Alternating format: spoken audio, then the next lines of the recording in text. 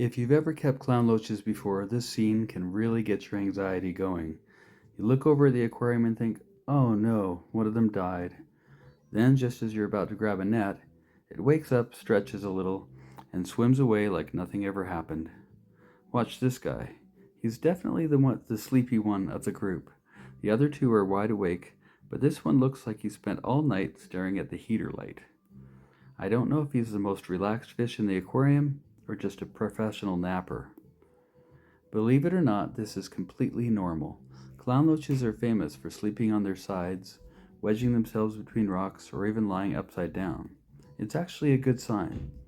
Fish that feel safe and comfortable are much more likely to rest out in the open instead of constantly hiding.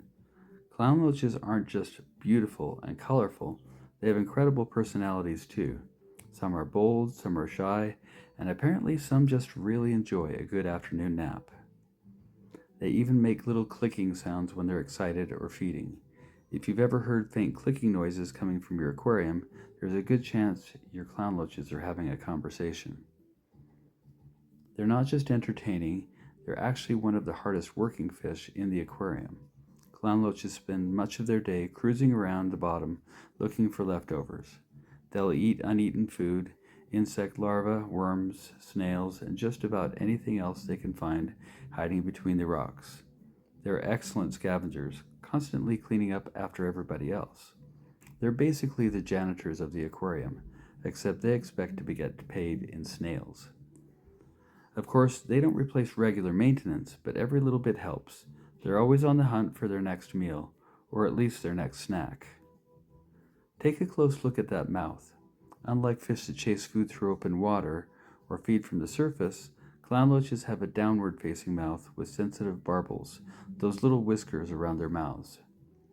They use those barbels almost like fingertips, feeling every crack between the rocks and every piece of driftwood as they search for hidden food. One feature many people don't know about is that clown loaches have sharp defensive spines tucked beneath each eye. If they're threatened, or even caught in a net, those spines can suddenly pop outward to protect them. It's one more reason these fish are tougher than they look, and can often hold their own with surprisingly aggressive tank mates, provided they're large enough. Now let's look at another member of the cleanup crew, the golden Chinese algae eater. These fish have a completely different feeding strategy. Instead of whiskers, they have a powerful sucker mouth that lets them attach themselves to rocks, driftwood, decorations, and even the aquarium glass while they scrape away algae and biofilm. One thing I enjoy watching is how they'll suddenly dart from a plant to a rock, then over to the glass and back again, almost like they're following a route that only they understand. When they're young, they do an excellent job grazing on algae. As they get older, though, their diet changes. They still enjoy algae and biofilm, but they also appreciate sinking pellets and other protein-rich foods. Their personalities can change too. They often become more territorial as they mature. These two were fighting like cats and dogs a couple of years ago. One of them even decided it didn't like one particular Victorian cichlid and made that poor fish's life miserable for a few weeks. One thing that clown loaches and golden Chinese algae eaters have in common is that they're both valuable members of the aquarium's cleanup crew. That's actually one reason I don't obsess over making every surface spotless. You might notice that when I clean my aquariums, I mainly scrape the front glass so I can enjoy the view. I actually encourage a light coating of algae and biofilm to grow on the rocks, driftwood, and decorations. To some people, that might look like something that needs to be scrubbed away. To these fish, it's a buffet. That natural layer of growth provides an excellent food for algae eaters and scavengers. Of course, if algae starts taking over the aquarium, that's another story. But a healthy layer growing on wood and rocks isn't a problem at all. In fact, for many fish, it's actually beneficial, and for some species, it's an important part of their natural diet.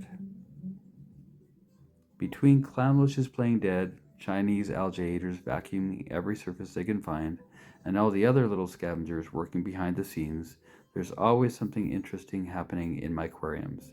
That's one of the reasons I never get tired of sitting in front of these tanks. If you slow down and really watch, you'll start noticing behaviors that most people completely miss. and every once in a while, you'll catch a clown loach squeezing in one more nap before dinner.